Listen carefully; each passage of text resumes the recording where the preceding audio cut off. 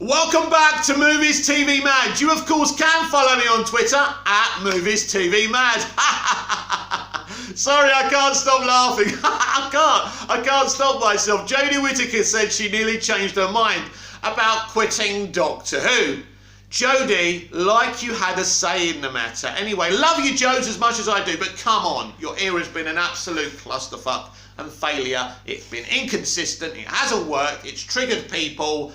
Your opening statement when you got the job triggered people. Mr. Chibnal won't even let critics watch the opening episode so they can, give people a few hints and, talk about it and promote it because Chibnall's Mr. Secret Squirrel. So this era has been an absolute clusterfuck. And that brings me nicely to today's Doctor Who Daily Talking Point. Does Series 13 and the final trilogy for Jodie's Doctor next year actually matter? I'll answer that for you from my personal opinion. I don't think it does. I think Series 13, Flux, is irrelevant. I'm looking forward to it. I'm always looking forward to Doctor Who. I'm going to review the episodes on this channel, on the Doctor Who Daily. Don't worry about that.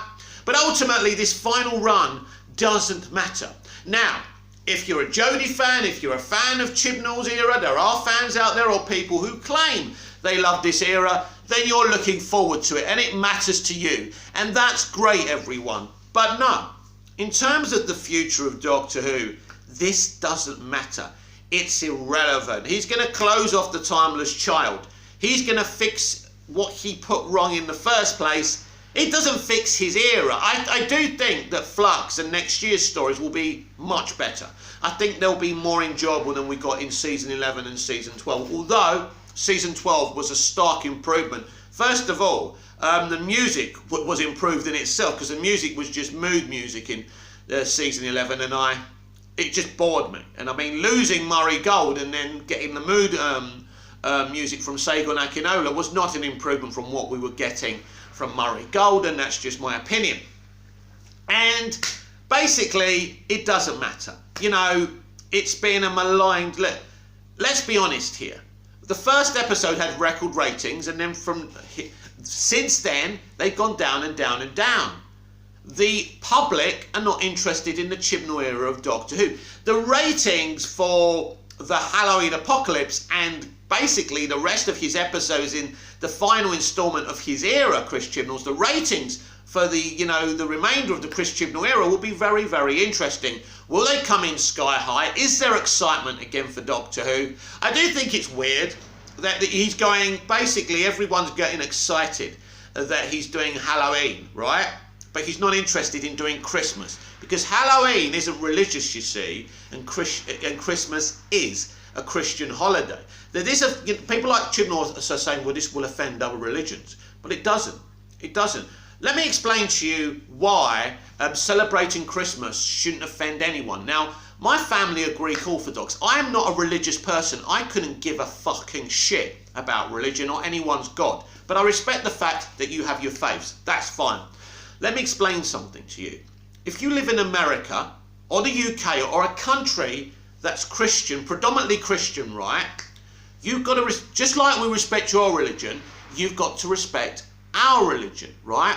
So, I'm not Christian, I'm not anything. My parents are Greek Orthodox, just being honest. But, anyway, you've got to respect the predominant religion of the original kind of people who come from the country.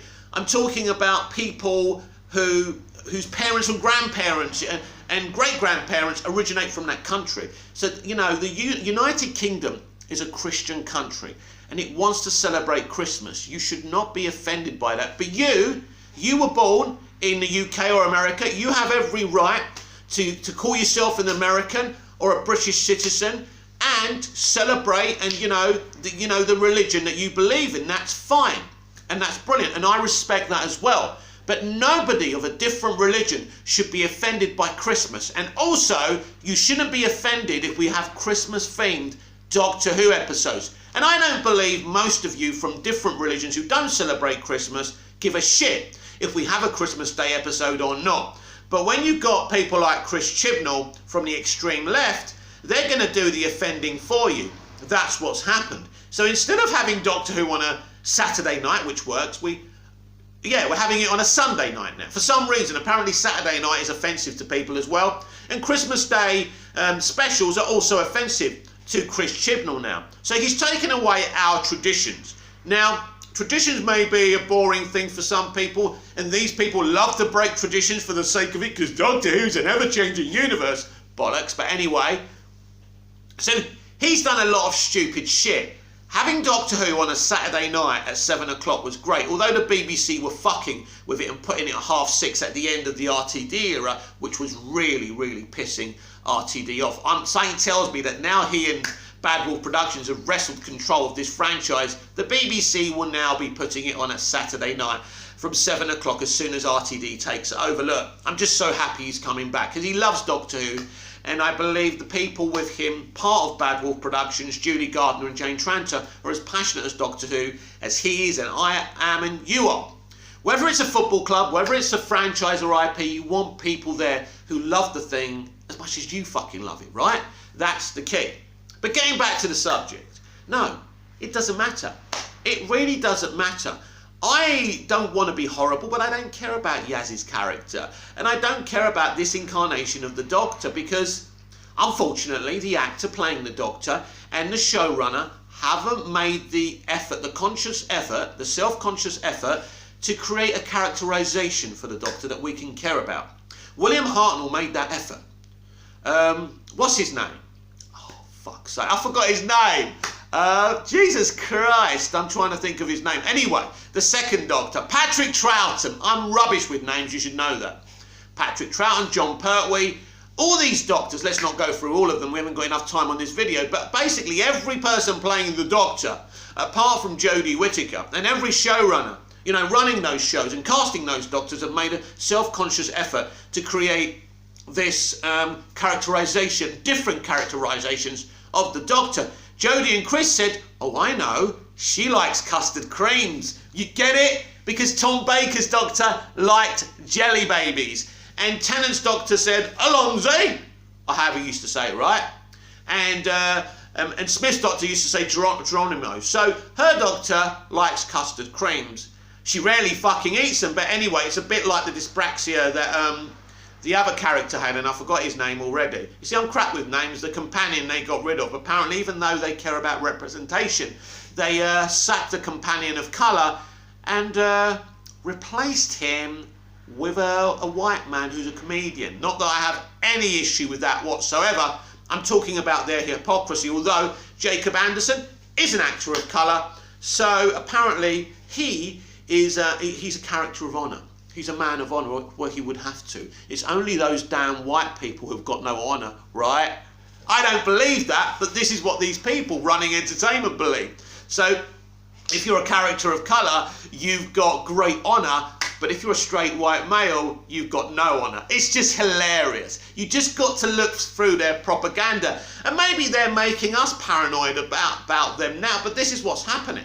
This is what's happening. So no, I'm excited because new Doctor Who's coming. I'll review it, I'll react to it, but ultimately, it doesn't matter in the scheme of things. Chris Chibnall came in after the remnants of an era from Stephen Moffat that just died down and people were losing interest in. That's a fact. Stephen Moffat came in brilliantly, but then when Matt Smith left, he lost his mojo. And the fans didn't like him anymore. They were going at him. He didn't like the fans anymore. He didn't want to be there anymore. And a lot of the fans didn't want him there anymore. It's a bit like the Ole Gunnar Solskjaer situation, which we'll talk about in the MUFC Daily a little bit later on. But, so he left. And we get Chris Chibnall. Now, people weren't happy about Chibnall coming in from the beginning, which surprised me. And I kind of thought, well, give him the benefit of the doubt. He's a good writer. Season 1 of Broadchurch is great. The other 2 seasons are very SJW and all men are bad kind of thing. So it was a concern, and he gave us exactly what we thought he was going to give us, a bunch of extreme left propaganda. A lot of it is all there. And his Timeless Child art pretty much does the same, even though I'm intrigued by the actual art. That's if he's actually given it much thought. What about the titles for season 13 episodes we've had so far? The Halloween Apocalypse and what's it called? The Sontaran's War. The Sontaran's War, or whatever it's called, right? Someone mentioned it the other day. I was listening to a live video from a Doctor Who channel, and one of the people was there saying it was like titles you've just literally took you 5 minutes to come up with. I'd be surprised if it was 5 minutes, more like 5 seconds. But yeah, I don't think titles matter. I don't think posters matter and things like that. But it's all marketing, isn't it? At the end of the day, this is an era that by the way, season 13 was, you know, they went to Comic-Con at home and they said they were doing 8 episodes, and then a week or so later they dropped it to 6. So it is like this is a production. This current era of Doctor Who just fucking hell makes it up as it goes along. So it's very, very messy. Even the way Bradley left and the other lad left, it's all very, very strange. And they've had to, you know, bring in a couple of new actors to play companions. So we'll see how it will go. Now, I hope it's got more personality than we've had from season 11 and season 12 put together. But I am intrigued to see what he's going to give us. And fingers crossed, it is great Doctor Who. But at the end, look, at the end of the day, for me, it doesn't matter. For me, now that I know RTD's coming in, I'm chilled out and I just want to jump to that. I want to take a break after the Chibnal era. So after next year, we'll have a little break and then it's 20... Look, we're going to hear very soon who the next Doctor is and I'll be reporting on that as soon as I know anything for you fabulous Doctor Who fans. But this has been the Doctor Who Daily. I'm Mick, your host with the most. Just ask your girlfriends and your wives. Like, share, comment, subscribe. If you like me, please like the video, please comment if you like me and you want the channel to grow. If you don't, then you can just move along and we can still be mates, right? Anyway, please hit the notification button so you never miss this perfection, and I'll be back tomorrow with even more Doctor Who Daily. Until then, goodbye.